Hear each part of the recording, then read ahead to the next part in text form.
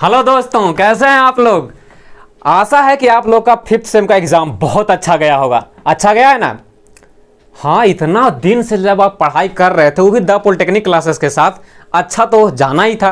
ठीक है, तो देखते हैं इस बार कितने ऐसे स्टूडेंट होते हैं जो 650 प्लस करते हैं। तो चलिए, अभी उसका रिजल्ट आएगा तब देखा जाएगा। उसका सेलिब्रेशन तो हम लोग हर बार करते ही हैं, बट रुकना नहीं है साथियों। अभी ये जो हमारा फाइनल सेमेस्टर आने वाला है, इसकी तैयारी इतनी ज़बरदस्त करनी है। और ज़बरदस्त क्यों करनी है?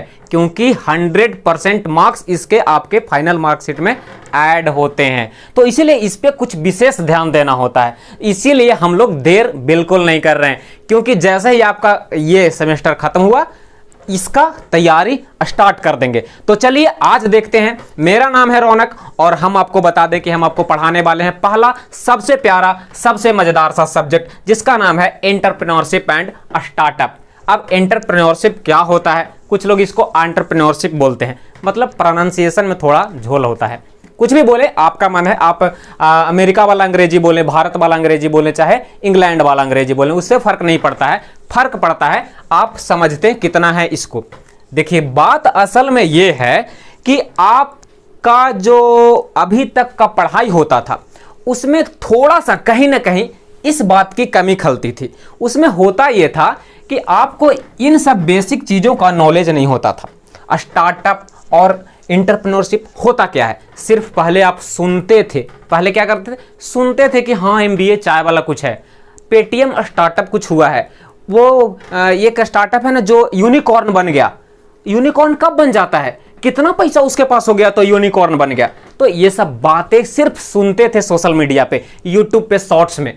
अब जानने के लिए मिलेगा। और इतना ही नहीं, इसको जानने के बाद मैं इतना दावा कर सकता हूं कि अगर आप भविष्य में डिप्लोमा करने के बाद, बीटेक करने के बाद, या कभी भी अगर बिजनेस खोलना चाहते हैं, कोई स्टार्ट करना चाहते हैं, कोई अपना काम, अपना धंधा, तो कौन सा काम स्टार्ट करना चाहिए? क्या बिजनेस सिर्फ एक ही तरह का होता है? अगर ज्यादा तरह का होता है तो कितने तरह का होता है और किसमें क्या बेनिफिट मिलते हैं?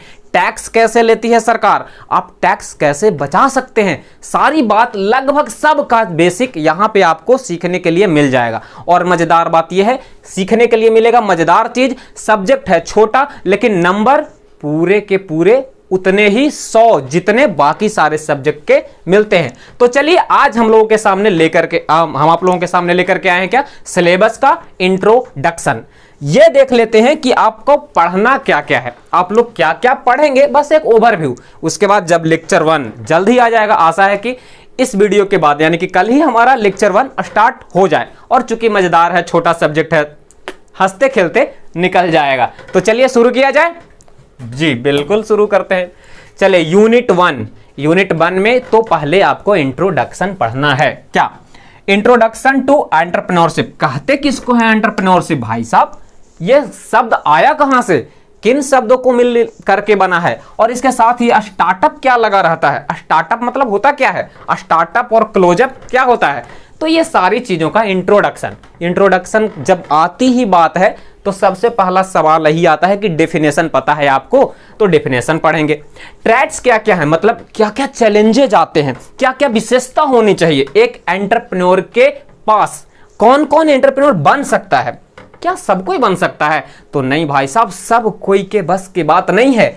यह बहुत मुश्किल काम होता है। जिसके अंदर जिगरा होता है ना, वही बन पाता है। ठीक है, स्टार्टअप खोलना इतनी सारी परेशानियां आती है कि सबके बस की बात नहीं है। यूं ही नहीं होता कि जो भारत में जितने भी एंटरप्रेन्योर्स होते हैं, जितने भी स्टार्टअप्स खुलते हैं, 10 में से 9 स्टार्टअप 2 से 3 साल में बंद हो जाते हैं।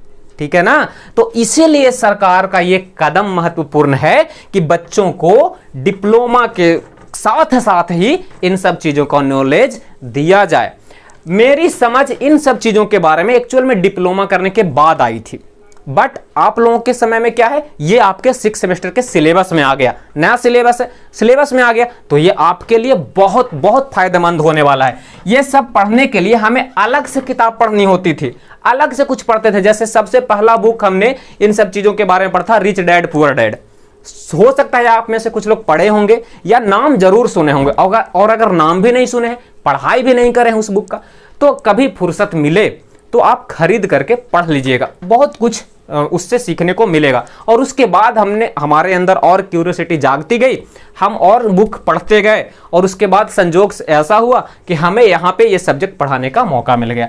तो जब हम ये सब सीख लेंगे, उसके बाद टाइप ऑफ बिजनेस स्ट्रक्चर सीखेंगे कि प्रोप्राइटरशिप क्या होता है, पार्टनरशिप क्या होता है, कैसे करते हैं, 1% कंपनी क्या है, HUF क्या होता है, ये PBT LTD लिखा होता है, कॉर्पोरेशन लिखा होता है, उसका मतलब क्या होता है, कहीं कहीं पे देखेंगे ऐसा लिखा रहता है, इसका मतलब क्या होता है, ठीक है ना। कैसे सब लोग टैक्स देते हैं, कौन वाला हम खोलेंगे तो अच्छा होगा।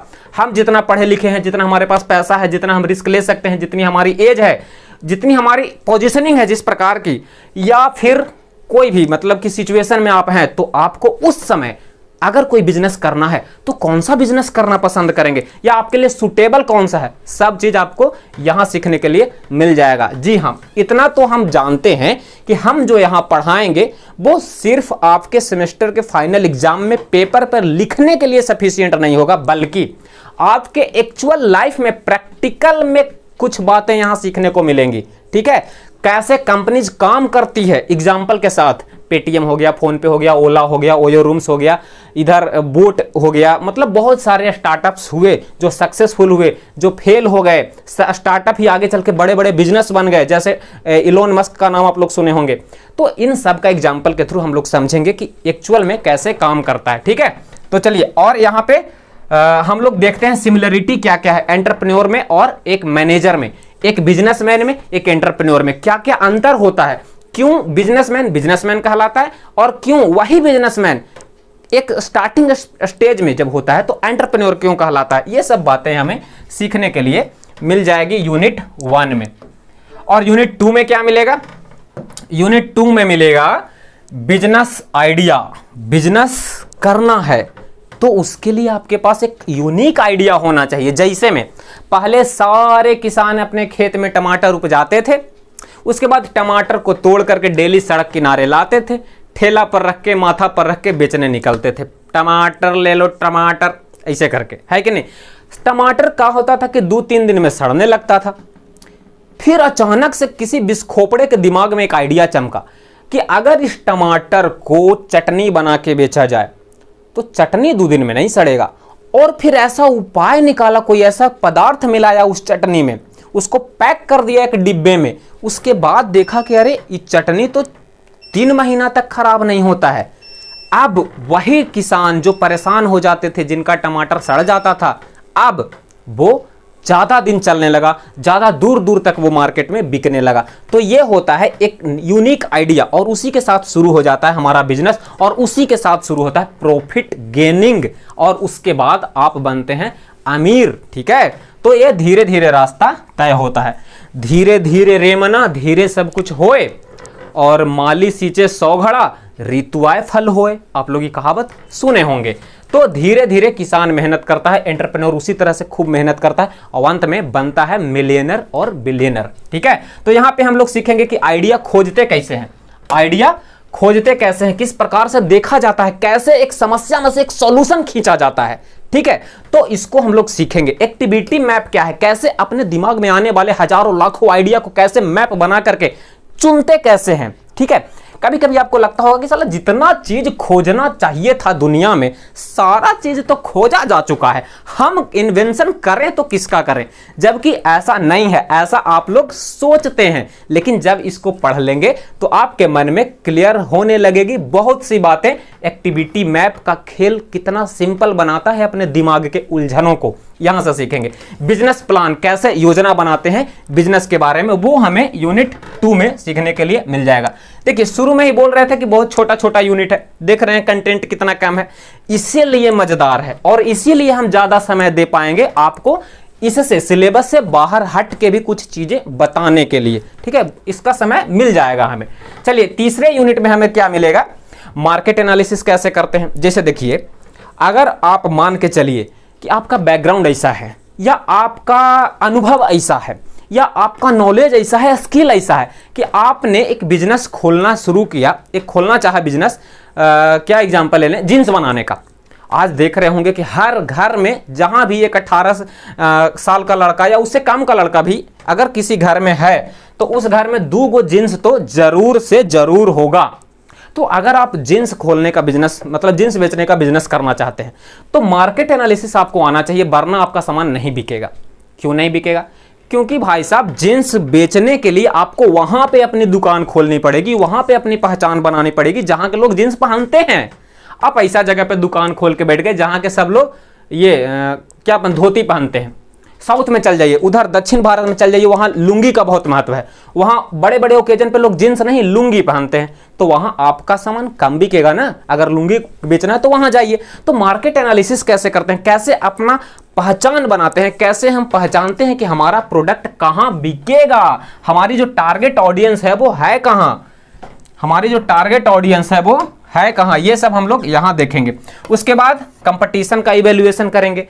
यदि आप हैं तो ऐसा थोड़ी है कि जींस बेचने वाले आप इकलौते अभी पैदा हुए हैं, और कौन कौन से हैं, आपका कंपटीटर कौन है मार्केट में, भारत में कौन है, विदेश में कौन है, कौन खड़ी हो सकता है। यदि आपका कोई आइडिया आया भी तो उस आइडिया को कॉपी करके दूसरा कोई तुरंत फटाक से दुकान खोल लेगा, है कि नहीं। जैसे आप चाय बेचना शुरू किए, अब चाय जिस प्रकार से आप बनाते हैं दूसरों को सीख करके कल वो भी बनाना शुरू कर दिया, तो आप कैसे अमीर बनिएगा, आप कैसे करोड़पति बनिएगा। तो ये सब जो चैलेंजेज आते हैं वहां हम लोग इसमें सीखेंगे यूनिट नंबर 3 में।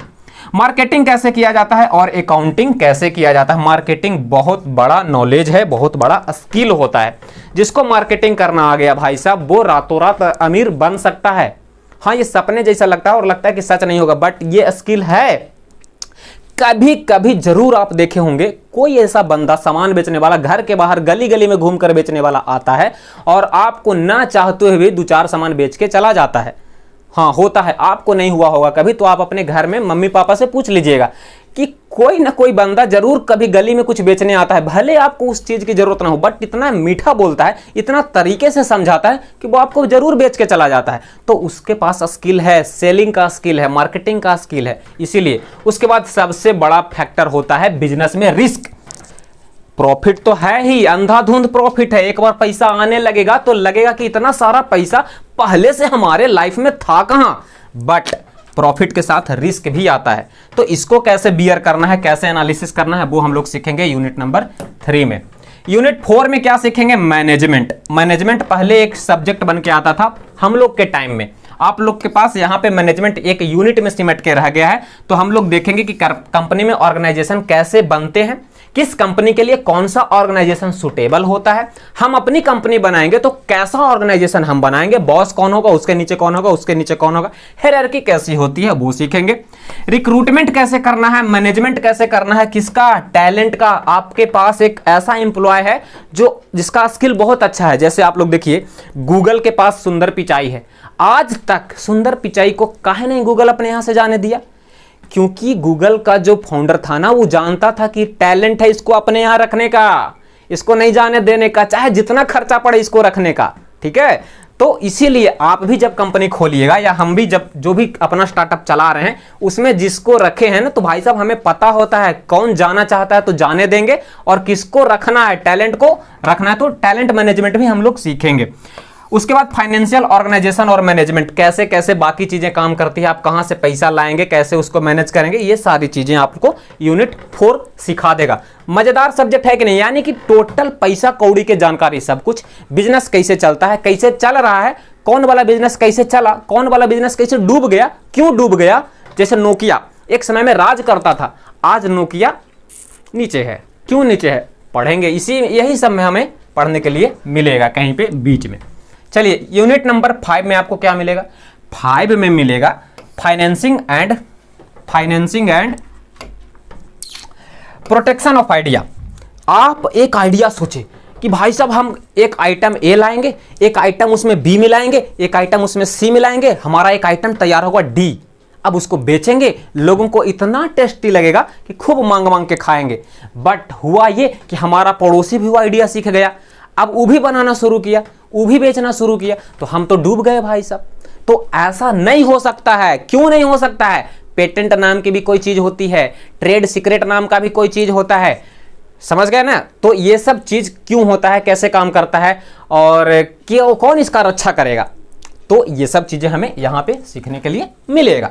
फाइनेंसिंग मेथड, जैसे आप कंपनी खोलने वाले हैं तो उसमें 10 लाख 20 लाख पैसा चाहिए, कहाँ से आएगा पैसा? शुरू में घर में तो पापा से मांगेंगे तो 2 लाख रुपया मिला, बहुत मनाने के बाद 2 लाख रुपया मिला था, 10 लाख चाहिए, 8 लाख कहाँ से लाएंगे? तो ये सब मेथड इसमें सीखेंगे कि कहाँ से लाते हैं कंपनी बनाने के लिए लोग। उसके बाद communication of idea, potential investor, यदि आपको पता है कि फलना बाबू पैसा लगाते हैं बिजनेस में तो उनको जाके बताना पड़ेगा। कैसे बताएंगे कि वो पैसा लगाने के लिए राजी हो जाए? उनको दिखाना पड़ेगा कि हमारी कंपनी क्या करती है, कैसे करती है, हमारी कंपनी जो करती है वो और कोई नहीं कर रहा, या हमारी कंपनी जो यही काम जो और लोग कर रहे हैं उसको इतने बेहतर तरीके से करेगी कि प्रॉफिट बहुत ज्यादा होगा। तो आप अपना पैसा लगाइए, हम आपके पैसे को बढ़ाएंगे और उसमें आपका भी फायदा, मेरा भी फायदा। तो इस प्रकार से किस प्रकार से आप कम्युनिकेट करेंगे, किस प्रकार से आइडिया रखेंगे, ये सब चीजें यहाँ पे सीखेंगे। पिचिंग क्या होती है? आप एक वेब सीरीज देखे होंगे, यूट्यूब पे फ्री में आता है, पिचर्स कर का, TBF का शायद है पिचर्स, अगर नहीं देखें तो देख लीजिएगा, बहुत सारा चीज वहां से सीखने के लिए मिलेगा। खैर बहुत सारी बातें हम लोग यहाँ भी सीखेंगे। चलिए यूनिट 5 में हमें ये सब चीजें सीखने के लिए मिल जाएगा कि पैसा कौड़ी कहाँ से लाएंगे, व्यवस्था कैसे होगा पैसा के। लास्ट यूनिट, अगर कंपनी खड़ी किए थे 10 लाख में, कंपनी का कुछ ऐसा हुआ कि नुकसान हो गया 15 लाख का, 5 लाख घाटा में जा रहे हैं। अब बताइए, आप लोन लिए थे बैंक से, क्या होगा? अब क्या करें? तो निकलना कैसे है बिजनेस से वो भी सीखेंगे। ऐसा नहीं कि चक्रव्यूह में चल गए, अंदर फंस गए, अब निकलना नहीं आता। जी नहीं, छठा यूनिट है, लास्ट यूनिट है, और इसमें सीखते हैं बैंकरप्सी क्या होता है, दिवालियापन क्या होता है। आपकी कंपनी दिवालिया हो गई तो कैसे सबमिट किया जाता है, कैसे अपने आप को बचाया जाता है जेल जाने से, ये सब यहाँ सीखने के लिए मिलेगा। ठीक है, ऐसा नहीं कि चक्रव्यूह में घुसा के छोड़ देंगे, बड़ा बड़ा सपना दिखा के कि हाँ बिजनेस कर लो, ये कर लो, निकलने का उपाय भी सीखेंगे। उसके बाद बताएंगे आपको कि सोल प्रोप्राइटरशिप और पार्टनरशिप और लिमिटेड लायबिलिटी में क्या अंतर होता है, क्यों यदि हमारा बैंक का लोन डूब भी गया तो हमारे जो अपनी संपत्ति थी वो बैंक नहीं ले सकता, किस सिचुएशन में ले सकता है, और कब हमारा अपना संपत्ति जो पिताजी दिए थे ना हमको वो बचल रह जाएगा। तो ये सब चीज हमें छठा यूनिट में सीखने के लिए मिल जाएगा।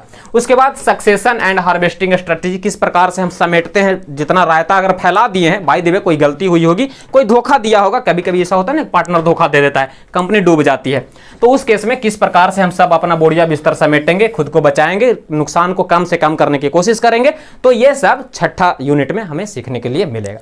तो आशा करते हैं कि आपको ओवरव्यू पता चल गया होगा कि हमें इस सब्जेक्ट में पढ़ना क्या है, कैसे पढ़ना है, उसके बाद कितना सीखने के लिए मिलेगा। यहाँ पे पूरा सिलेबस में जो वहाँ होता है क्या 70 नंबर का एग्जाम जो होगा एक्सटर्नल, उसमें तो 70 में 65 आएगा इस सब्जेक्ट में, एकदम फिक्स आएगा, क्योंकि हंसते खेलते सब कुछ समझ में आएगा। उसके बाद आउटर दुनिया, बाहरी दुनिया की जानकारी आपको मिलेगी। तो चलिए इस लेक्चर को यहीं पे ख़त्म करते हैं। तो कल ही हो सकता है कि इसका पहला लेक्चर मिल जाएगा, तो जुड़ जाइएगा। सब्सक्राइब कर लिए होंगे अब तक आप लोग, और बेल आइकन नहीं दबाए हैं तो दबा दीजिए, ठीक है, क्योंकि जैसे ही पहला लेक्चर आएगा सबसे पहले नोटिफिकेशन आपको मिल जाएगा कि हाँ भाई साहब छठा सेमेस्टर के पहला लेक्चर आ गया है पहले सब्जेक्ट का। चलिए ठीक है, फिर मिलते हैं नेक्स्ट क्लास में। ठीक है, जय हिंद।